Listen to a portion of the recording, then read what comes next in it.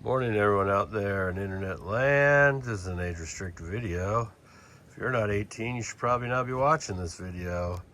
If you are 18 or older, here is the garden dun-da-da-da, folks. Well, kind of wanted to start out this episode talking about some of the stuff I've been struggling with this grow season. And the main thing has been just pain cycles. I woke up today. It's fair day. I'm supposed to be taking my granddaughter to the fair, and I'm just not doing well. I woke up kind of at a 7 on the pain scale. I've thrown everything at it, trying to kind of break the cycle, but here in the Northwest in the morning, we've been having these cold kind of marine layers move in at night and then burn off by noon or so, and it's doesn't seem like much, but it's really been kind of fucking me up. And for those who don't know, it's obvious I am an amputee, but that's not really my problem at all. Having my leg amputated doesn't really stop me much. Those who know me, when they see me on good days, they see that doesn't really stop me much. But I do have a neurological disease that causes tumors to grow on the end of my severed nerves. And so I had this road to nowhere graft surgery done, I think about 6 months ago, and it has been an epic fail. I've had 37 years of epic fails when it's come to treating this disease, and especially surgically. As far as a regimen of medicines, I kind of made a post on Instagram just kind of letting people know what I actually throw at these cycles to try to kind of get through this shit, but it just kind of takes my breath away. So I want to go ahead and do this. I haven't done a garden tour in a while. Things are popping off and looking fantastic. So I want to go ahead and get through some of this stuff. Just to let you guys know the progress. And I gotta tell you, it's been a little bit soul crushing not being able to see the vision completely through. The idea of growing all this food was to do cooking demos and do tons of content on each of these, like my wonderful watermelons here I've got going. I've got, I think, 3 or 4 really nice melons going here. This guy in the back's probably the second largest. I got one tucked over here in the corner, which I think is pretty cool. So yeah, I haven't been able to get out here and document all this awesomeness. I haven't been able to do a lot of the sowing for fall. I did get a little bit of things in I felt were super important, but I didn't get my shallots in. There's just a bunch of stuff I haven't been able to get in yet. And then the maintenance of things it's been okay. I had Goat Head come out and help me a day before yesterday. And that was huge. I had a lot of stuff that I needed to get caught up on that I just have been struggling with. So Mushroom Hut's doing really well. We took another visit out to the Brown Bottle Farms, but as you can see, the foliage is starting to kind of thin out a bit. And fall will come in and it'll all drop, and I'll lose my little hut, but then it'll be kind of a natural mushroom environment until it just gets too cold. But we'll step in here into the Mushroom Hut. Went out to Brown Bottle Farms and Anna hooked it up again. As you can see, the lion's mane section is just beautiful and is popping off. I've got 1, 2, 3, 4, 5, 6, 7 decent heads just fruiting out everywhere here. And this is just a simple pile under a tree that has spent blocks from a local mushroom farm. And I just throw some straw in here and they just kind of fruit like this. This was the chestnut section, and I just put these in about 6 days ago. So a lot of these are gonna start fruiting here, although we did have some pretty hot weather. These will start fruiting again. I'll definitely get some more oyster mushrooms out of this patch, and I'm hoping to get some of these chestnuts to pop up. I haven't got to have those ones yet. But the lion's mane did really well this round. I kind of piled their blocks up and then put some of the warm, some of the warm decomposing hay straw on them, and that was already composting, and it seemed to really activate these blocks.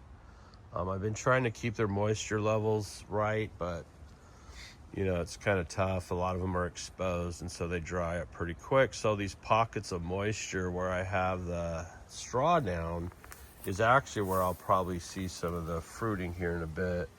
I'm assuming the oyster mushrooms are going to take off any time, and they should be fruiting out. But yeah, we'll go ahead and take a look at the bins here for the mushroom separations that we did for our medicine. And as you can see, the mycelium here is really strong. I mean, it looks really good all the way up into the soil. I need to, now that we're moving into that time of the year, I need to not disturb this. And I really should be planting some kind of little grass in here, or some more clover or something for it to kind of come up into. Once we start moving into the fall, I'll pull these out from under the tree and just set them on the fence line and let them do their thing. But as we come out here, we'll go ahead and take a look around. Luca's looking exceptionally handsome this morning, huh, Yuka? Yeah, good boy. Roses are doing good. I hacked down a bunch of them. I need to hack down a bunch more. But we're still getting some really beautiful blossoms coming out. I watered last night, so they have like some beautiful kind of dewiness. Look at the dew. But yeah, they're looking good. I need to come in and kind of manage these again, kind of cut them down.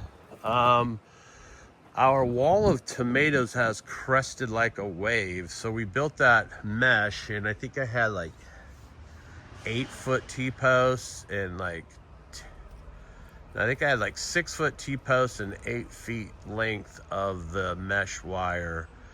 And so these tomatoes came up to the very top. And last night when I watered, there was so much weight on them, they crested like a wave. But as you can see, I've got tons of fruit in here, just lots and lots and lots of tomatoes that are gonna be popping off here. Hold on, the garbage guy's moving through. This is the cucumber here. Hold on, where'd it go? Oh, here we go.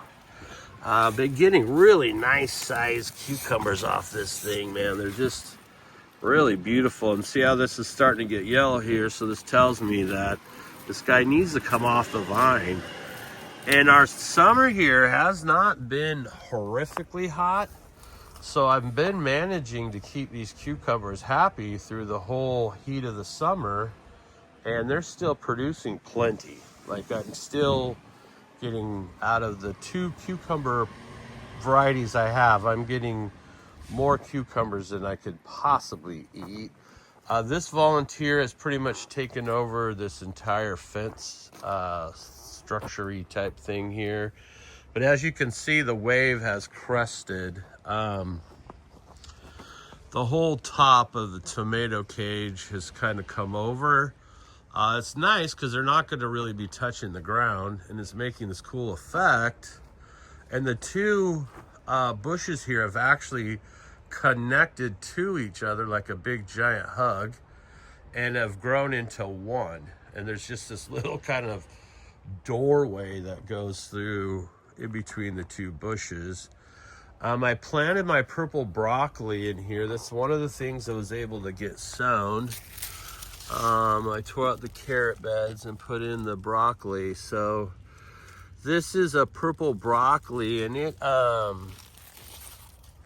a perennial, and it's more like a broccolini, so it doesn't make like a giant head.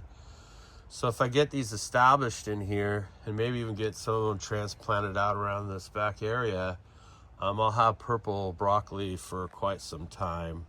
But the wave is crested and everything is getting shadowed out, which will be in the favor of these purple broccoli for a minute. It'll help them kind of get established and not get beat down by the sun. However, when they get bigger, they're going to want light. So I'll have to figure that out. The rest of the carrots that I have not harvested are still here. They're ready to come out, like ready. So the plan would be to get all of these out and get some shallots put in here to grow over the winter so that my shallots will be ready for next year. I still have some spring onions in here as well, and carrots. So I got to get those out. This tomato bush here is the first one to start giving me tomatoes. So I've already started to eat some fresh garden tomatoes. Potatoes are finally starting to die back and chill out. Some of these side shoots have come out and they're still expanding and flowering, but from what I understand, I was not only supposed to snip all of the blooms, but I'm also supposed to be managing the runners that run off these plants, and that has not happened at all. So with all this vegetative growth, I'm going to be shocked if I get a lot of, really good developed potatoes themselves. I'm going to ride it out, though, and let them just completely die out before I try digging them up to give them every last little bit. But yeah, vegetatively, this area exploded. It was crazy. The sunflower has reached up to the top and is now cresting over with the weight of its seeded out blooms. I've been cutting a lot of those seeded out blooms to dry and save for bird food and to save for planting for next year. I really have enjoyed watching these things just so huge. I don't know how tall the tallest one of these are, but that would have been one of my fair entries. They have a category for like tallest sunflower, and I would have brought one of those in for fair entry. Last year I also brought in like my green tomatoes, and I'll kind of talk about the tomato section here.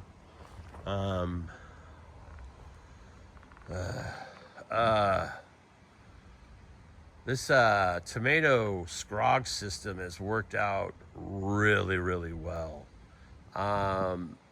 It has held the structure of these incredibly giant and heavy tomato plants. And when I show you some of the fruit on these brandywines and stuff, you'll see why it's so necessary to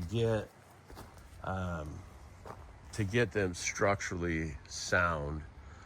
Because last year I had one of these giant plants like this completely crushed, like 4 or 5 of those tomato cages that I had braced up around it.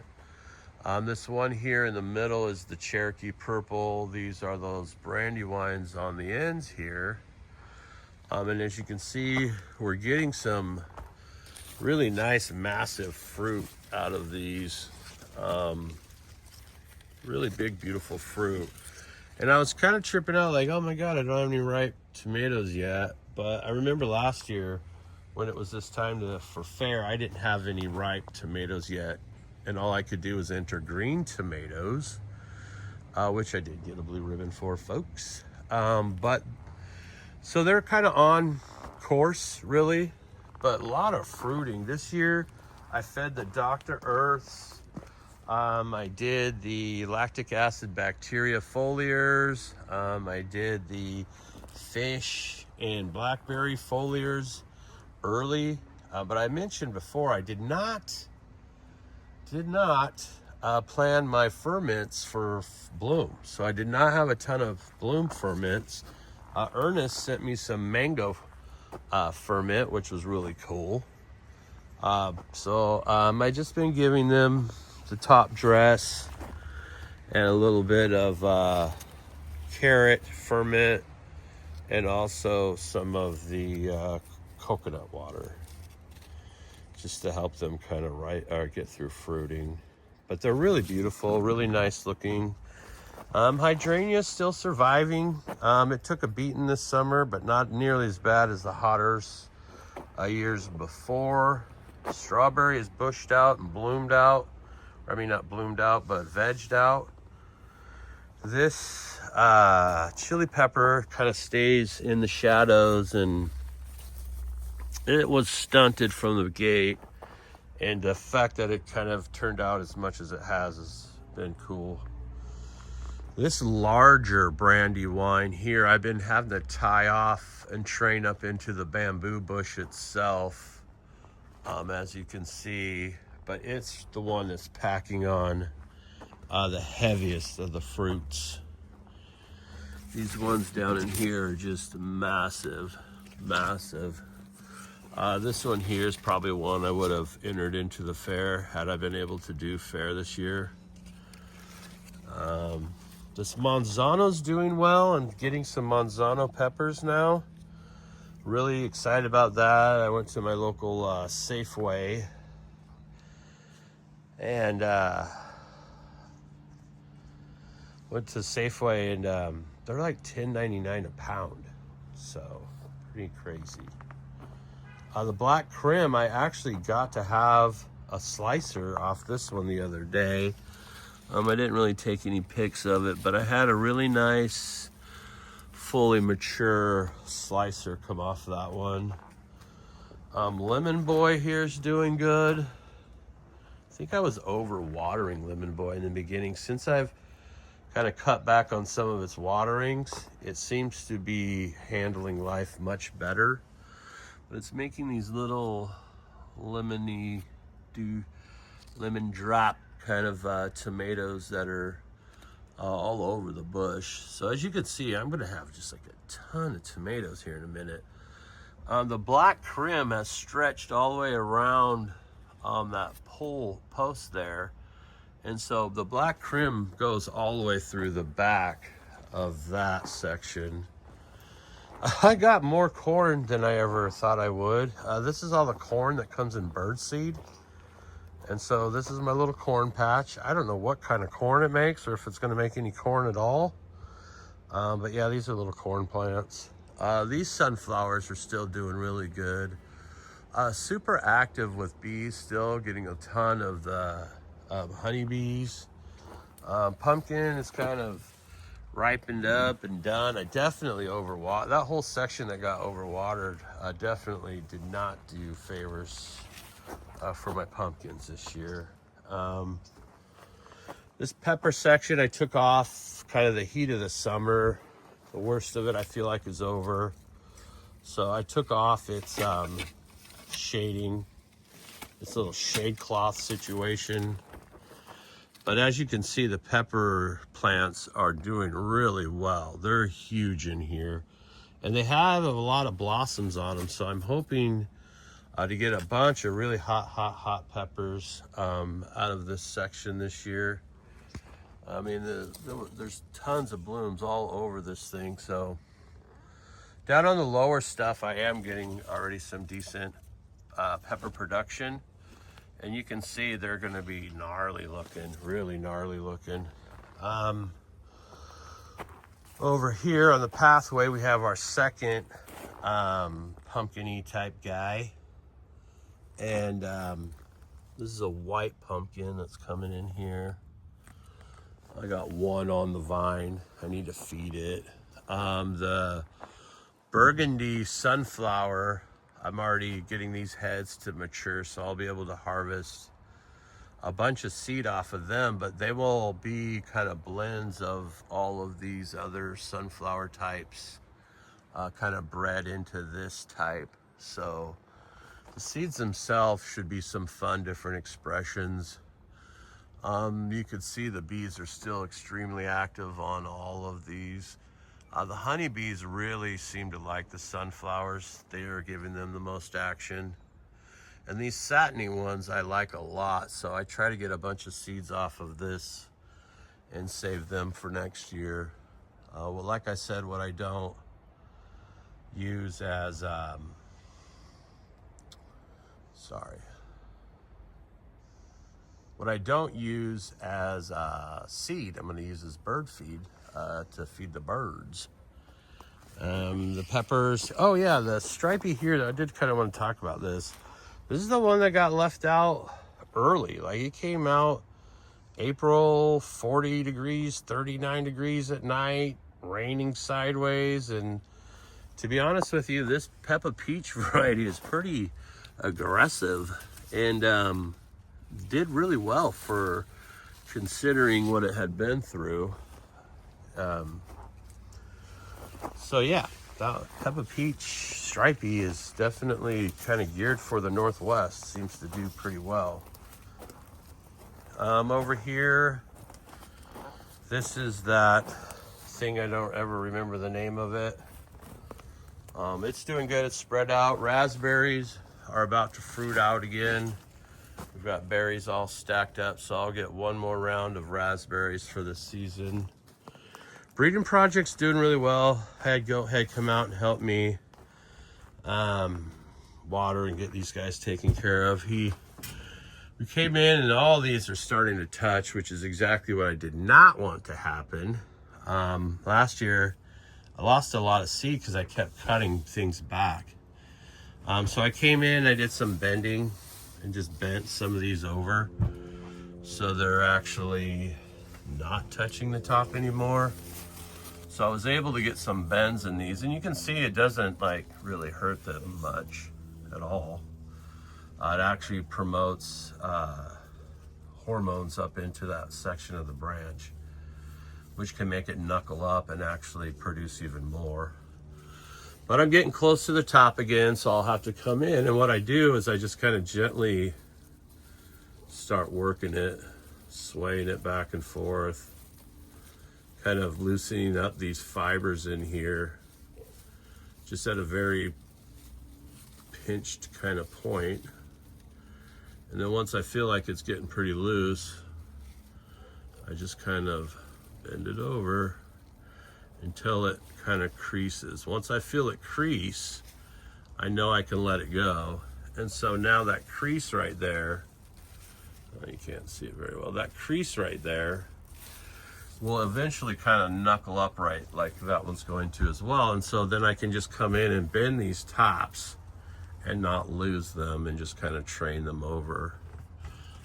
But I've had to do that at a few spots. But yeah, so doing that, trying to manage the canopy. I brought these plants in the middle of July. Like I think it was like July 20th, hoping to avoid this problem, but yeah, they're up there. Our male's looking good. It's all healthy and getting his balls out. He's going balls out, folks. So this one's going to be a good male. There's a sticky foot number 2 in the back that's already kind of flowered up. I'll go ahead and get back there and show you those. But as you can see, we're just now starting to get, on most of them, we're just now starting to get the hairs, the clustering, and the beginnings of flower, where if you look at this sticky foot back here, it's already cruising right along and it stayed pretty short and stout, and it's developed to the point to where it would actually be ready to receive some pollen right now. So the sticky foot number 2 was that kind of purpley looking phenol one that leaned more like the pineapple-y, gassy kind of profile that I got from Medicated Maine. So by doing these outdoors and crossing these, I'm hoping to get some of these early finishers to do well in the in the Pacific Northwest in the outdoors. Getting done by the first week of October is sometimes really crucial. Getting done by the second week of October is really important. And then if you're not done by November, you're usually getting quite hosed. So, and it's just walls of moisture that move in and get things kind of funky. But yeah, hold on. All right, so yeah, like I was saying, things are cruising along here. trying to keep their height managed and maintained, and keeping them happy. Using the mushroom compost that I got from Anna at the Brown Bottle Farms has worked excellent as like a mulch to kind of keep moisture in and keep them happy. So they're doing well. They're each drinking a gallon every other day, and I'm gonna have to step that up. I can tell they're getting to the point where they're drying that back pretty quickly, so we want to stay on top of that and not let them get upset or unhappy. As we wrap around, we still got some of these other pumpkins going. This is actually a fig tree that I got from my buddy Dave, and I haven't got it in the ground. I don't know what I'm going to do. I think I'm going to up pot it and then stash it in the greenhouse for the winter and then deal with it next year. I just haven't had a chance to get out here and get it put into the ground. The other cannabis outdoors doing really well. This is that apricoma, and it's starting to flower up a bit. But as you can see, it's already reaching up towards the deck. I got this tomato, or this concrete mesh in here as a cage to kind of structurally hold up the branches, but it's shot up well above that, so I got to deal with that. I did run a stake through here to this, I think it's like a 5-foot stake or something like that to brace it, but even these upper branches, you know, they're real sturdy, so it might be fine. But this guy over here, this Z-Pi number 2, it's coming out of the top of its cage, but it, I'm afraid, is going to be not supportive in its stem structure. I think it's going to actually flop on me quite a bit. So I'm thinking about just laying a scrog net over the top of it, just to at least secure it to itself. That sometimes will help quite a bit, because the base of the plant's going to be held, you know, structurally sound by this cage system here, but the actual upper flowers will bend quite a bit if I don't get them secured in some sort of way. So I haven't fully wrapped my head around how I'm going to deal with that, but it's definitely something you need to be mindful of. You got these big, beautiful plants like this, and then one heavy rain event comes through, or it doesn't even have to be heavy, and it'll split right down the middle. I mean, literally, the plant will split right down the middle and be laying on the ground, broken in half. And that makes you cry tears of pain. So, yeah, I'm hoping to get that dealt with. I did want to mention about half hour ago, I did a pretty decent microdose of the psilocybin, and I can feel it kind of kicking in, and it's definitely helping the situation. My numbers seem to have come down a bit, and I'm not panting or moaning as much as I was earlier. So doing good, folks. Just gotta stay I gotta stay on it. It's just really hard. But anyways, thyme bush is doing good here. It pretty much choked out all the oregano except for little spatterings of this yellowy type oregano. But the thyme is just really exploded, and it's beautiful looking thyme. It hasn't, I had this one section here kind of bloom out a lot, but the rest of it, I cut it back pretty good and been feeding it.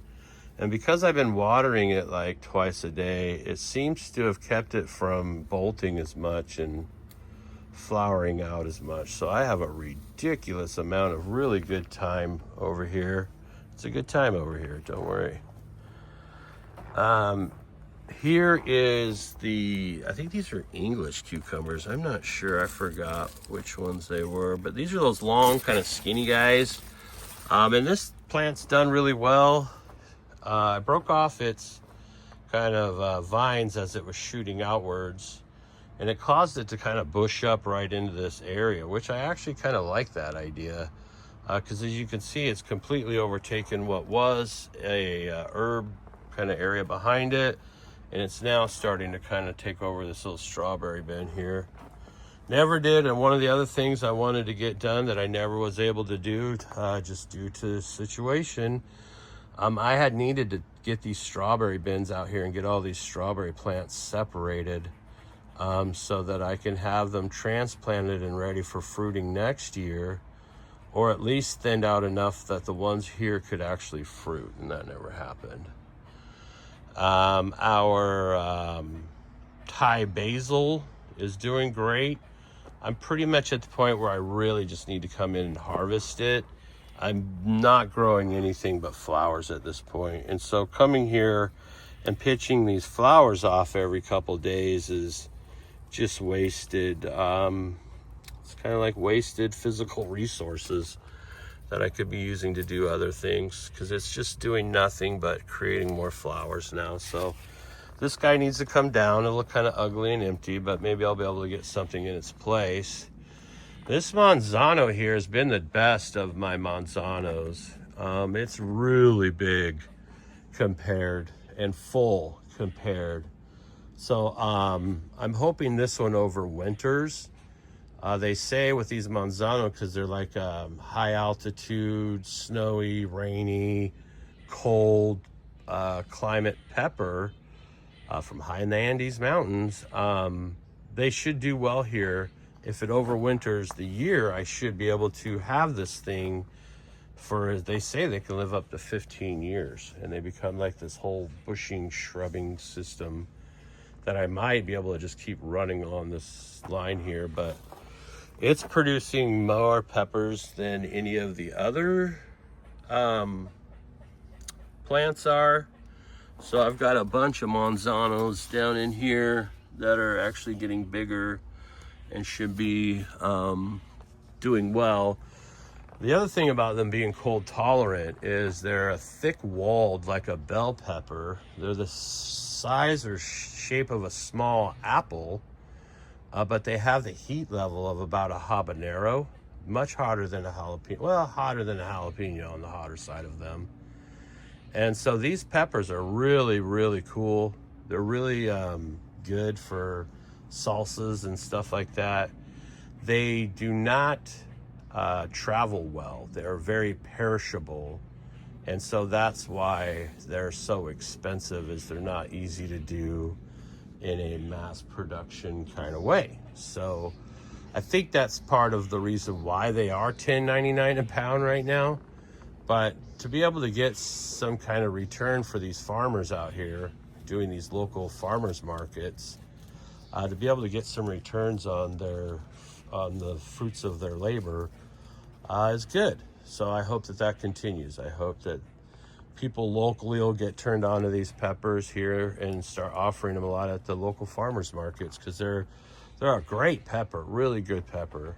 This is the tobacco, and I talked to my buddy, and he said the varieties he gave me were a couple wild varieties, but he also gave me one that was kind of bred and designed for wraps, and I believe it must be this kind of short fat guy back with the fat leaves over here.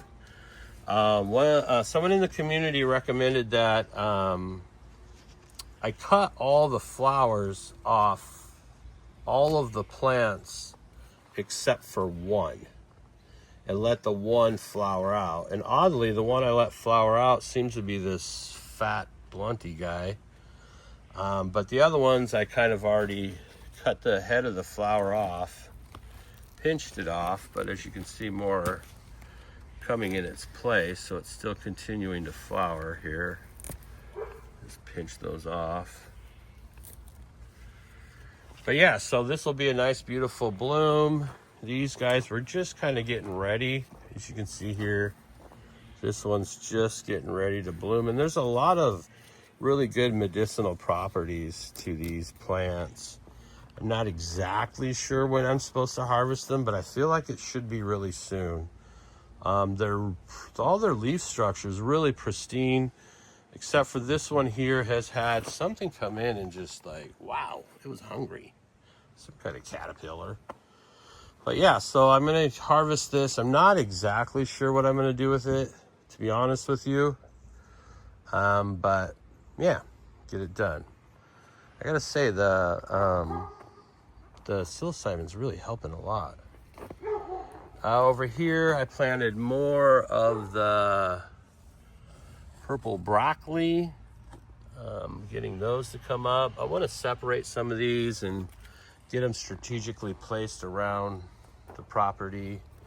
Lilac that was completely inundated with potatoes got freed up. And next year I'll have to cage around it to make sure that it doesn't get engulfed again. But it did really well considering that it was completely engulfed in potatoes for quite a while. Here's our little volunteer squash plant.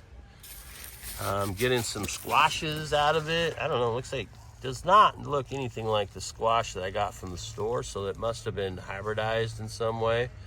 So interested to see what that is. These are the onions that I had just planted in here. These are all spring onions. They just got watered, so they're kind of watered down. But I didn't do rows this time. I just did a whole bunch of them kind of sporadically in the bin, because I like to pull them from when they're really young. So a lot of the, culling of them is the harvesting of them early to eat. This tomato bush here has been giving me tomatoes pretty much on a daily. And as you can see, it also has, the wave is crested and has come over and is now kind of drooping over the side of this whole structure. And these cages are just loaded with tons and tons and tons and tons of tomatoes. So my neighbors are about to be stoked. I leave tomatoes on all their doorsteps all the way throughout the season as they kind of ripen. I was hoping one of these were going to be the golden tomatoes, but that has not happened yet. So I'm assuming all these volunteers came out of one section. The only one I still have hope for is this one here that makes these kind of smaller tomatoes. The red tomatoes always get a bit bigger, like this. And so they're kind of like a mini tomato slicer. It's like a mini slicer, where this is more like a golden, hopefully going to be the golden little deliciousness, because they're my favorite. They're my absolute favorite. Last thing I want to talk about is the peppers here. These are the stripies. I entered these into the fair under my daughter-in-law. She entered them under her for me, and they got a second place. On my Instagram, and I think on my YouTube short, I show a really good example of the stripies.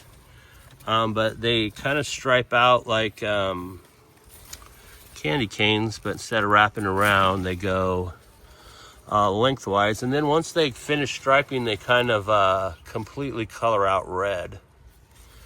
But the striped ones, I'm trying to find a decently striped one. It's getting there. It's getting there. But they really, this whole band, the striped band will be much, much larger than what you see here. Timing wise, like getting these to stripe out in time for fair season is tough. I would almost want to start these indoors and try to get something that would stripe out before fair season started. Yeah, I don't have any of them in here right now that are fully striped out, but they make these wonderful bands that go all the way around. Oh, here's one that looks a little better. And they look really, really cool. However, Chef pointed out to me that these are a genetically modified organism. And I was like, oh, okay, well, I should have known that peppers naturally don't make perfect little candy striped peppers. But live and learn, definitely. And I appreciate Chef keeping me on straight on that. And to be honest, I looked at the picture and I just thought, oh, hey man, those look so good. I could probably get a blue ribbon at the fair. And so that was my entire purchasing motivation for that. I did a post about these hot peppers here, and these are like these Trinidad scorpion ones but they were right next to a row of red habaneros. And so the structure is like a Trinidad, but it's thick and shiny and red like a red habanero. So I'm really stoked. I got one real ripe pepper out of this to kind of get an idea of what it was. And so I'm going to try to clone this, hopefully get enough time and energy to get in here and clone this thing, because I would like to keep it around, even if it's just a clone only expression, just because they are really, really cool, really looking cool. I like the way those look. If you go on my Instagram, you can check it out. But these are the hot peppers. These are the stripies. And this is kind of the end of the tour, folks. Appreciate you hanging out. And I appreciate all your support. Everyone who reached out on Instagram, you know, when I made that post, just kind of letting you know where I was at. I did a 19-hour pain cycle at an 8 to a 10. And when they come on within like minutes. So like, I'll be like, oh, fuck, my leg hurts. And then 20 minutes later, it's just to the top. And it doesn't stop until it stops. And this time, it started around 9 a.m. and I don't think it got over until 5:30 a.m. I finally got that sense of relief enough that I could take a deep breath and just pass out, literally just pass out. So yeah, it's been rough, folks, but hopefully next year we'll kind of keep this vision going as far as what we want to do, presenting the outdoor garden, the indoor garden, the mushroom production, and the cooking demos. Hopefully I'll be able to be on my feet enough that I can execute. But until then, take care of each other. It's not that hard. We can make food and we can feed each other, even if it is genetically modified peppers, man. But yeah, get out there, have some fun and enjoy life, y'all. All right, folks, I just wanted to give you a little update here. It's been about 3 hours since I originally shot the video, and the psilocybin seemed to have helped for about an hour, take it down from like a 10 to a 6 or 7, but that seems to have worn off, and I'm back in it, man. So I'm just trying to struggle through this one. I got a bunch of stuff I need to get done out here in the garden as far as prepping for harvest season, and also replanting, resowing for my fall crops. But I just want to check in and kind of give you an update on that. I don't know what kind of dosing it would take to just completely break the signal. I have kind of experienced that about a month ago. It seemed like that was the case, but I did 0.4, and I'm not into that hero 5 gram, 10 grammy type shit, man. I just like, I already struggle enough, man. I don't want to kind of go there, but I'm considering maybe some 5-MeO therapy, just because it's really fast. It's kind of said and done in like 20 minutes. So I'm going to reach out to some friends and see about maybe, you know, kind of documenting one of these pain cycles, and seeing what the results of that 5-MeO might be. So definitely thinking about it. Like I said, take care of each other out there. Growers love. All right, folks, I just wanted to give you a little update here. It's been about 3 hours since I originally shot the video, and the psilocybin seemed to have helped for about an hour, take it down from like a 10 to a 6 or 7, but that seems to have worn off, and I'm back in it, man. So I'm just trying to struggle through this one. I got a bunch of stuff I need to get done out here in the garden as far as prepping for harvest season, and also replanting, resowing for my fall crops. But I just want to check in and kind of give you an update on that. I don't know what kind of dosing it would take to just completely break the signal. I have kind of experienced that about a month ago. It seemed like that was the case, but I did 0.4, and I'm not into that hero 5 gram, 10 grammy type shit, man. I just like, I already struggle enough, man. I don't want to kind of go there, but I'm considering maybe some 5-MeO therapy just because it's really fast. It's kind of said and done in like 20 minutes. So I'm going to reach out to some friends and see about maybe, you know, kind of documenting one of these pain cycles and seeing what the results of that 5-MeO might be. So definitely thinking about it. Like I said, take care of each other out there. Growers love.